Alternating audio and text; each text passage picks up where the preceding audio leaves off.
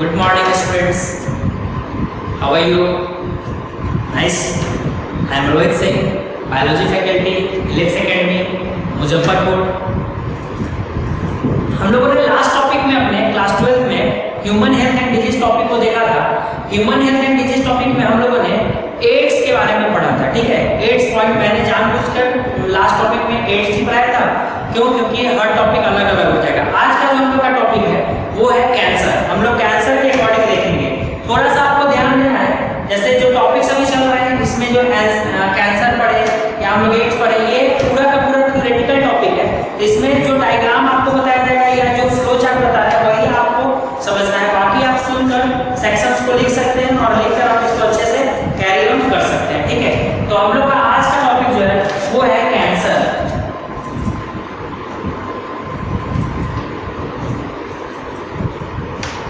आज का जो हम लोग का टॉपिक है वो है कैंसर। अब देखिए कैंसर टॉपिक क्या है। कैंसर जो है वो क्या है, पॉइंट को समझिएगा, सुनिएगा, ठीक है। Cancer is becoming one of the major cause of death in the modern world. जो हम लोग का अभी का जो है मॉडर्न वर्ल्ड है, इसमें डेथ का सबसे ज्यादा रेशियो जो है वो उसमें मतलब नॉर्मल अगर रेशियो निकालते हैं तो कैंसर से लोग ज्यादा मर रहे हैं, ठीक है। More than a million Indian suffer from, million और मोर देन मिलियन, ठीक है, मिलियंस बोल सकते हैं, पर्सन सफर फ्रॉम कैंसर। मतलब किससे सफर कर रहा है? कैंसर से सफर कर रहा है, ठीक है। तो कहने का मतलब हो गया कि कैंसर है क्या, ये जो कैंसर है ये क्या है, व्हाट इज कैंसर, ठीक है। हम लोग का पॉइंट आया, क्वेश्चन आया कि ये कैंसर है क्या, व्हाट इज कैंसर। तो कैंसर क्या है इसको समझते हैं हम लोग पॉइंट को पहले, ठीक है। कैंसर क्या है? Cancer is an uncontrolled, cancer is an uncontrolled growth and proliferation या proliferation of the cell. Uncontrolled growth है सेल का और प्रोलिफरेशन ऑफ द सेल है ऑफ द बॉडी, तो बोल सकते हैं cancer is a uncontrolled and proliferation of the cell of the body, मतलब प्रोलिफरेटेड टाइप। कहने का मतलब बहुत रैपिड ग्रो होता है। फर्स्ट स्टेज इसका पता नहीं चलता है, सेकंड स्टेज थोड़ा सा ज्यादा फास्ट ग्रो करता है और थर्ड में रैपिड ग्रोथ होता है। तो बोल सकते हैं the rapid growing cell, the rapid growing cell compete for the nutrients and hence upset the structural and functional balance of the organism। मतलब कि रैपिड ग्रोथ होगा एक सेल का जो compete करेगा और ऑर्गेनिज्म के स्ट्रक्चरल और फंक्शनल बैलेंस को क्या कर देगा, डिस्टर्ब कर देगा, वो हमारा होता है कैंसर, ठीक है। तो cancer is not a contagious disease, cancer is not a contagious disease, cancer हमारा कॉन्टेजियस डिजीज नहीं है। The chance of a person getting cancer, the chance of a person getting cancer increase if any of parent, sibling और direct descendant has already suffered from it. मतलब siblings को हो सकता है, parents के through हो सकता है और बहुत सारे इसका कारण है कैंसर के होने का, ठीक है। तो the word cancer does not refer to a single disease but number of change और malfunction of the body cell. मतलब जो बॉडी है उसमें बहुत ज्यादा चेंजेस देखने को मिलेगा और माल फंक्शनिंग हो जाएगा बॉडी में। जरूरी नहीं कि वो सिंगल डिजीज को ही कैरी आउट करे। तो एक क्वेश्चन है, how cancer cell differ from normal cell, how cancer cell differ from normal cell, ये क्वेश्चन भी आया हुआ है। How cancer cell differ from normal cell, कैसे कैंसर सेल नॉर्मल सेल से डिफर करता है, ठीक है। तो नॉर्मल सेल में जो भी काम होता है वो मैं पहले आपको बताता हूँ, फिर आप उसको सुनोगे ध्यान से तो आपको कैंसर सेल में क्या क्या होता है वो आपको पता चलेगा, ठीक है। तो नॉर्मल सेल और कैंसर सेल के अकॉर्डिंग पॉइंट को समझिएगा, ठीक है।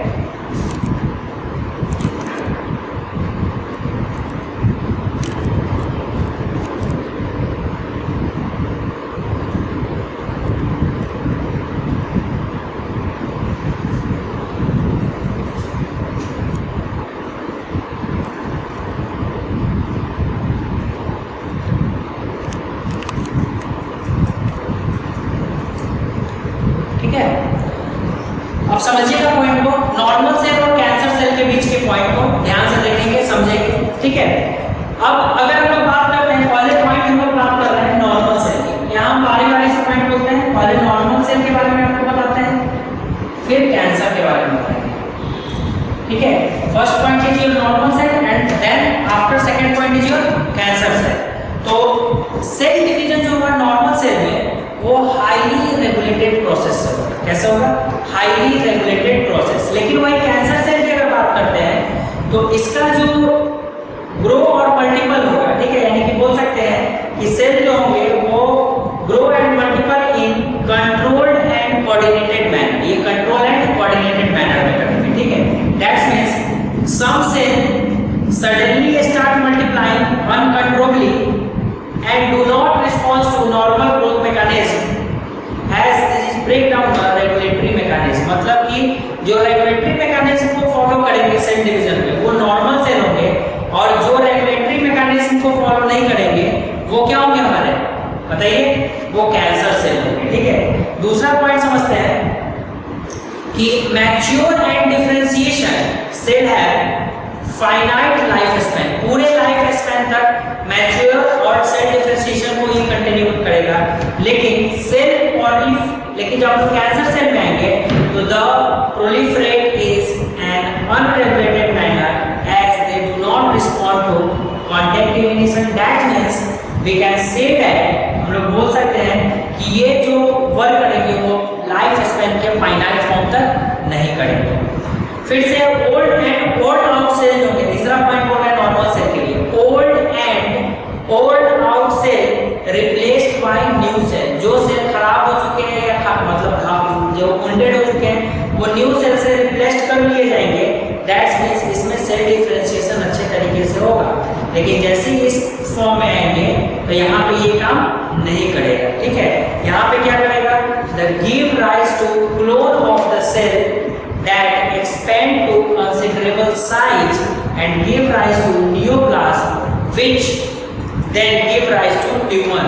और ये क्या करेगा, वो न्यू सेल बनाने के बदले वो उसको क्या कर देगा, नियोप्लाज्म का फॉर्म करेगा और ट्यूमर का फॉर्मेशन करा देगा। नियोप्लाज्म क्या होता है, neoplasm refer to the new growth, neoplasm refer to the new growth of cell.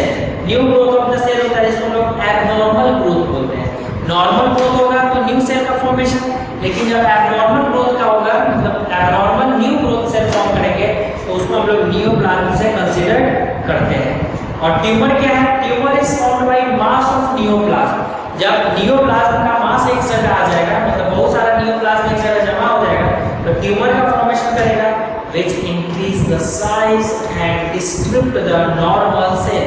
Normal cell को डिस्ट्रिब्यूट कर देगा। कहने का मतलब यही आगे जाके कैंसरस सेल के फॉर्म में हो सकता है। बट ट्यूमर जो होता है आपका, नॉर्मली अगर बात करते हैं दोनों के बीच में डिफरेंस देखें, लेकिन पॉइंट आ गया ट्यूमर जो होता है बेटा आपका वो दो टाइप्स का होता है। एक होता है जिसको हम लोग बोलते हैं नॉन मेलाइग्नेटेड ट्यूमर। क्या बोलते हैं, नॉन मेलाइग्नेटेड ट्यूमर। और दूसरा बोलते हैं मेलाइग्नेटेड ट्यूमर। नॉन मेलाइग्नेटेड ट्यूमर को हम लोग दूसरा बिगिन ट्यूमर के नाम से भी जानते हैं। तो बिगिन ट्यूमर और मेलाइग्नेटेड और नॉन मेलाइग्नेटेड ट्यूमर क्या है इसको समझते हैं। एग्जाम में क्वेश्चंस क्या आते हैं आपके बोर्ड में, difference between malignant and non malignant tumour. Malignant tumour क्या है इस पॉइंट को आप समझेंगे। मेलाइग्नेटेड ट्यूमर जो आपके होंगे और नॉन मेलाइग्नेटेड, तो हम लोग नॉन मेलाइग्नेटेड ट्यूमर की बात कर रहे हैं पहले। They are enclosed in connective tissue. जो भी नॉन मेलाइग्नेटेड ट्यूमर होंगे आपके वो कनेक्टिव टिश्यू में इनक्लोज्ड होंगे, लेकिन जो मेलाइग्नेटेड होंगे वो not enclosed in any specific tissue, वो किसी स्पेसिफिक टिश्यू में इनक्लोज्ड नहीं है, ठीक है। सेकंड पॉइंट में नॉन मेलाइग्नेटेड के लिए देख रहे हैं, they remain confined to the site of their original only। ये ओरिजिनल साइट को ही कन्फाइंड करेगा, मिलेगा। They are not confined to the original tissue। ये ओरिजिनल टिश्यू को कन्फाइंड नहीं करेगा, ठीक है। तीसरा पॉइंट है नॉन मेलाइग्नेटेड में, ठीक है, they may grow in size but do not spread to the other part of the body। ये क्या बोला पॉइंट कि they may grow in size but do not spread, ठीक है, क्या है, do not spread to the other part of the body। ये size को बड़ा करेगा लेकिन दूसरे बॉडी पार्ट को स्प्रेड नहीं करेगा।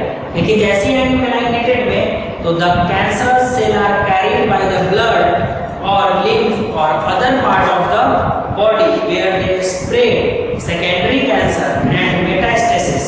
कैंसर है इनफाइनाइट लाइफ स्पैन, मतलब ये जो है वो एक सेल से दूसरे सेल, एक टिश्यू से दूसरे सेल को इन्फेक्ट करेगा और इसका जो लाइफ स्पैन होता है वो इनफाइनाइट होता है। अगर मेलाइग्नेटेड ट्यूमर और नॉन मेलाइग्नेटेड की एक बात करते हैं तो नॉन मेलाइग्नेटेड ट्यूमर जो है बेटा आपका वो क्या होता है कि ग्रोथ ऑफ ट्यूमर में कॉज पेन। जैसे फॉर एग्जांपल जैसे आपके सामने ही हम खड़े हैं, यहाँ पे आपको एक दिखा रहे हैं आपको जिसको वाट्स बोलते हैं, ठीक है, ये हमारे उंगली पे है, ठीक ना। ये वाट्स जो है ये बिगाइन ट्यूमर है, मतलब कि ये नियोप्लाज्म है।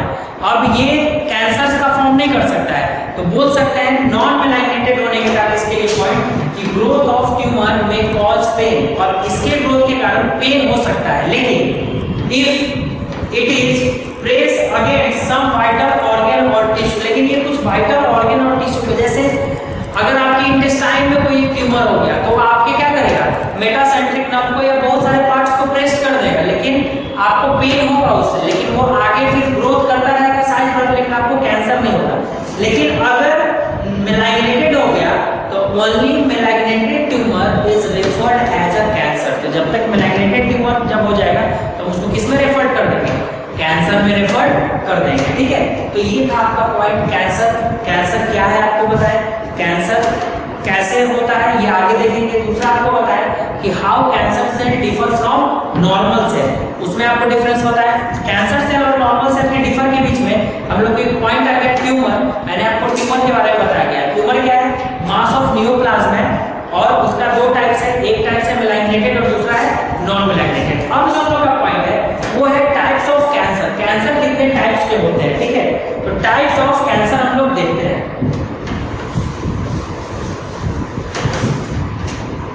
ठीक है। टाइप्स ऑफ कैंसर में आते हैं बेटा हम लोग, ठीक है। अब देखिए इसके टाइप्स को डिवाइड करते हैं। अब सारा आपको सुनना है तो क्या आपको खाली होगा कि थ्योरेटिकल टॉपिक है, अगर लिखने में आएंगे तो बहुत टाइम की होगा। आप सुनकर ध्यान से अपने कॉपी में नोट्स भी बना सकते हो, ठीक है। अब इसके टाइप्स की बात करते हैं तो हमारे पास इसका टोटल टाइप्स जो है वो 4 टाइप्स का पता होता है हम लोग को। पहला टाइप जो वो है कार्निकोमास। क्या नाम है, कार्निकोमास।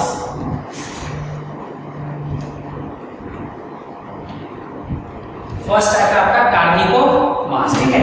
सेकेंड टाइप जो है वो है मेलानोमास।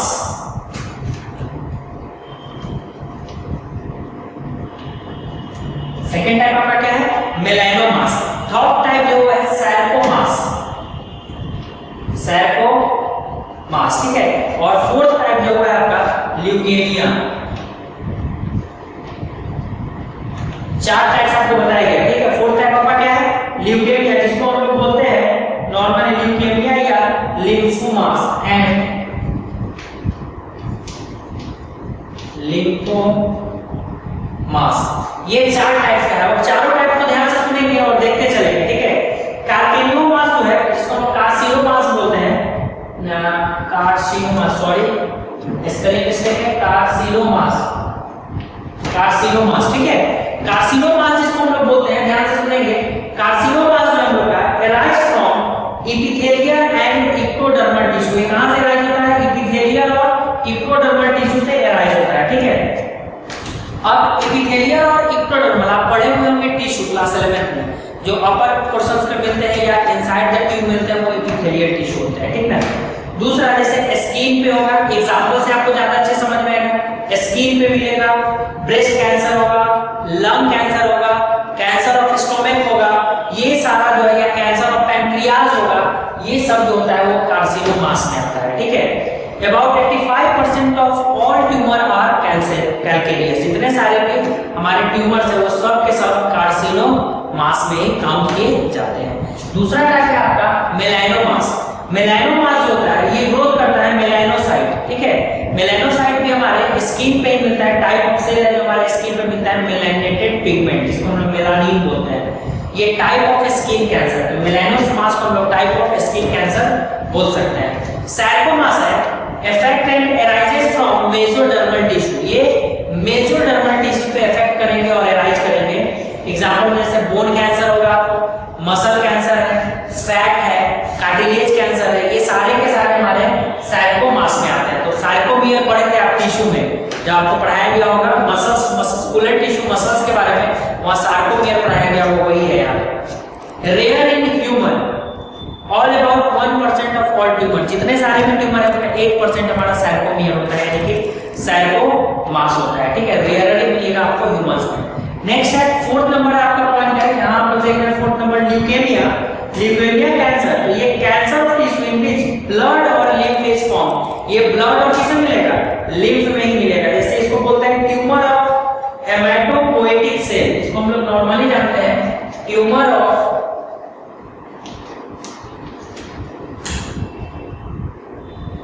हेमाटोपोएटिक सेल, क्या जानते हैं, ट्यूमर ऑफ हेमाटोपोएटिक सेल के नाम से जानते हैं। ल्यूकेमिया जो है आपका, ये रेफर करता है ब्लड कैंसर से, किससे ये रेफर होगा, ब्लड कैंसर। ल्यूकेमिया जो है किससे रेफर करता है, ब्लड कैंसर से रेफर करता है, ठीक है।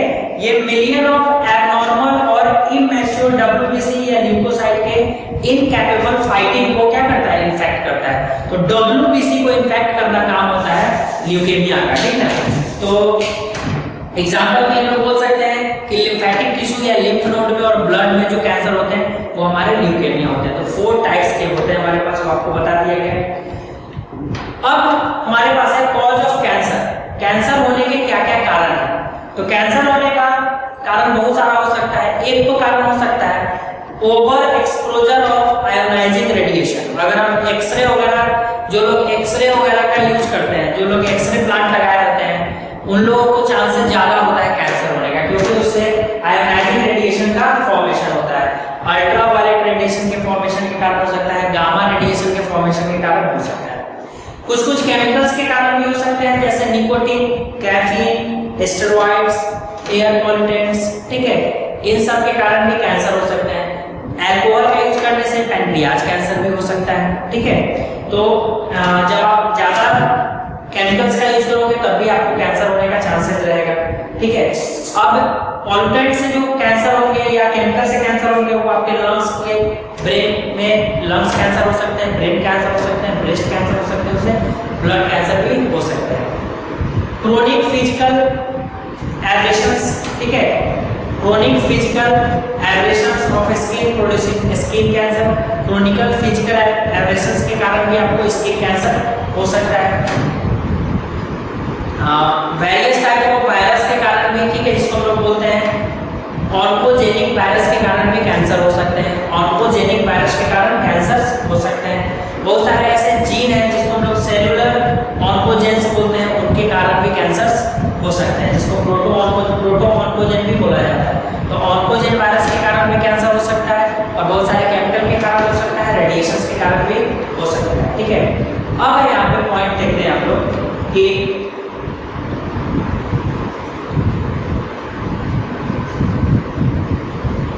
Depending on mode of action carcinogen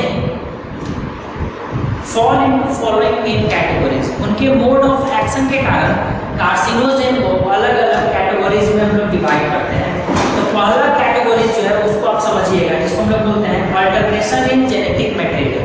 कहने का मतलब हुआ कि carcinogen that cause alternation of genetic material of the host cell, such alternation called oncogenic transformation lead to cancer।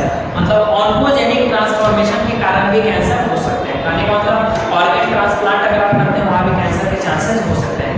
जैसे एग्जांपल के लिए आप समझते हैं oncogenic transformation में various type of radiation chemical, ठीक है। नंबर 2 है आपका tumour promoters. Tumour promoter carcinogen that promote proliferation of cell which have already undergone genetic alternation। Genetic alternation में आ गया, जैसे हम लोग एग्जांपल कुछ ग्रोथ फैक्टर है, जो ग्रोथ फैक्टर होते हैं, जैसे हम लोग बोल सकते हैं कि सर्टेन ग्रोथ फैक्टर हार्मोन, कुछ ग्रोथ फैक्टर हार्मोन के कारण भी कैंसर होते हैं, जिसको हम लोग ट्यूमर प्रोमोटर भी बोलते हैं। एक होता है ट्यूमर वायरसेस। ट्यूमर वायरसेस में आ गया, हम लोग समझ लेते हैं कि स्ट्रॉन्गली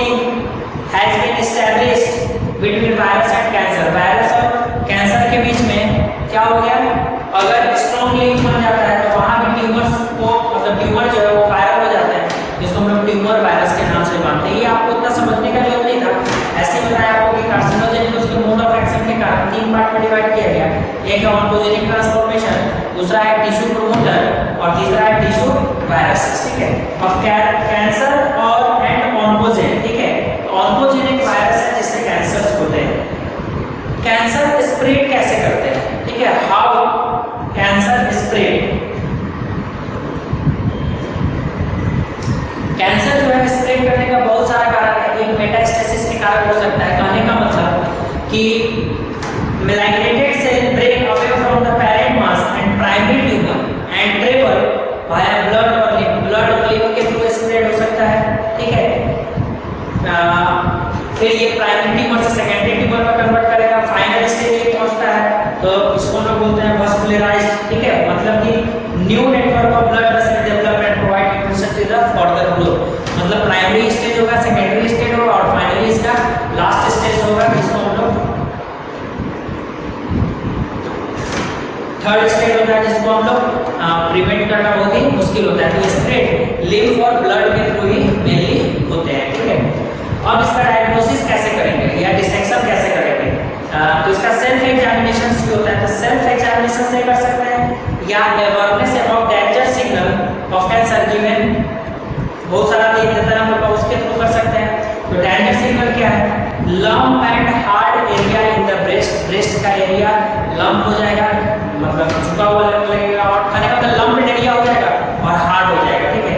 चेंज इन वाट और मोल, चेंज इन वाट और मोल जो अभी आपको उंगली पे मैंने दिखाया, persistent change in digestive and bowel habitats, मतलब डाइजेस्टिव हैबिटेट्स चेंज कर जाएगा। परसिस्टेंस कॉफ और हॉर्नेस, मतलब कफ होने लगेगा और घोड़े की हिनहाट की तरह आवाज आने लगेगी। Excessive loss of blood during monthly period in women and loss of blood outside the usual date, ठीक है। Blood lose on any natural orifice, बहुत सारे नेचुरल ऑरिफिस है जहां से ब्लड लॉस करेगा। Swelling and sore throat does not heal easily, throat में swelling हो जाएगा जो कि आसानी से हील नहीं कर सकते हैं। अनएक्सप्लेन्ड लॉस ऑफ वेट का अनएक्सप्लेन्ड लॉस होना स्टार्ट हो जाएगा। इसका ब्लड टेस्टिंग से हम लोग कर सकते हैं, ठीक है। तो इसको पता करने के लिए हम लोग को बायोप्सी कराना होता है, ठीक है। तो most cancer are diagnosed only after they have begun to cause symptom like pain, bloody discharge etc. The diagnostic method mostly used in biopsy, हम लोग बायोप्सी के थ्रू इसको डायग्नोस कर सकते हैं, बायोप्सी, ठीक है। अब पॉइंट आता है इसको हम लोग दूसरा ब्लड टेस्ट के थ्रू भी करते हैं, सी एब्नॉर्मल डब्ल्यूबीसी से पता चल जाएगा। फिर हम लोग इमेजिंग टेक्निक्स के थ्रू कर सकते हैं जिसको हम लोग सीटी स्कैन बोलते हैं, कंप्यूटेड टोमोग्राफी के थ्रू कर सकते हैं, एमआरआई के थ्रू भी कर सकते हैं जिसको हम लोग बोलते हैं मैग्नेटिक रेजोनेंस इमेजिनेशन के थ्रू कर सकते हैं। मॉडर्न टेक्निक्स में भी हम लोग इसका यूज करते हैं, मॉडर्न टेक्निक्स जैसे monitor and detect the molecular change in cancer cell, मतलब कि कंप्यूटर के थ्रू चेक कर सकते हैं मॉनिटर के थ्रू उसमें क्या क्या चेंजेस आ रहा है। ट्रीटमेंट इसका क्या है, ट्रीटमेंट इसका बहुत सारा हम लोग यूज कर सकते हैं। मेन ट्रीटमेंट जो है इसका वो थेरेपी है, तो सर्जरी के थ्रू इसको ठीक कर सकते हैं, रेडियोथेरेपी के थ्रू ठीक कर सकते हैं, केमोथेरेपी के थ्रू ठीक कर सकते हैं, इम्यूनोथेरेपी के थ्रू ठीक कर सकते हैं, ठीक है। ये चार थेरेपी है, इसके थ्रू हम लोग इसको ठीक कर सकते हैं, ठीक है। एक पॉइंट है ट्रांसप्लांटेशन, ठीक है। ट्रांसप्लांटेशन का मतलब होता है ऑर्गन ट्रांसप्लांट में हम लोग इसको बोल सकते हैं, ठीक है। तो जैसे एक बात करते हैं हम ट्रांसप्लांटेशन की, तो ट्रांसप्लांटेशन में replacement of disease organ or tissue of an individual with a living healthy organ or tissue from another individual, किसी भी another individual के healthy tissue और organ को किसी भी बीमार आदमी के organ और tissue से रिप्लेस कर देते हैं, ठीक है। इसी को हम लोग बोलते हैं ट्रांसप्लांटेशन, ठीक है। ट्रांसप्लांटेशन जो है वो करने से बहुत कुछ ध्यान रखना होता है, क्योंकि ट्रांसप्लांट करने से अगर सिबलिंग हो गया या जो बॉडी जो रिलेटेड हमारे पेरेंट्स हो गए उन्हीं सब के ऑर्गन को ट्रांसप्लांट कर सकते हैं। अगर उसको समझ के नहीं करते हैं तो ये बहुत सारे डिजीजेस के चांसेस होते हैं, जिसमें एक हमारा क्या है कैंसर भी है, ठीक है। तो ट्रांसप्लांटेशन जो होगा ऑटोग्राफ टाइप का होता है, आइसोग्राफ होता है, एलोग्राफ होता है और जियोग्राफ होता है।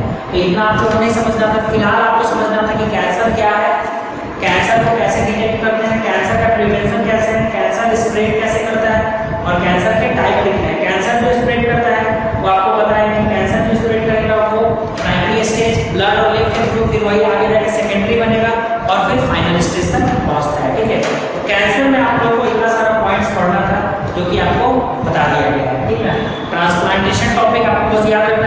बीमार आदमी है उसके टिश्यू को और ऑर्गन को हेल्दी आदमी में टिश्यू ऑर्गन से चेंज करते हैं, इसी को हम लोग बोलते हैं ट्रांसप्लांटेशन। ठीक है, अब ट्रांसप्लांटेशन जो होगा वो इम्यूनो सुपरनेटेड भी हो सकता है, मतलब जिनका सबसे अच्छा हो उसका चेंज करेंगे।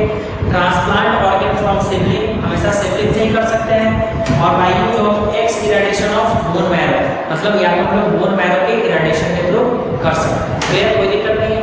तो हम लोग का जो टॉपिक है डिजीज वो वहाँ पे एंड करता है। आप लोग क्या करेंगे, जो टॉपिक बताया गया उसको पढ़ेंगे, फिर आपके पास एनसीईआरटी की बुक है वो पढ़ेंगे। जो डाउट्स होते हैं वो आप अपने ऐप पे या आप व्हाट्सएप पे आप कंसल्ट कर सकते हैं, आपके डाउट को क्लियरिफाई किया जाएगा। ठीक है, आपको कुछ क्वेश्चंस भी भेज दिए जाएंगे इससे रिलेटेड जो बोर्ड में और नीट में पूछे जाते हैं। Okay, goodbye, have a nice day.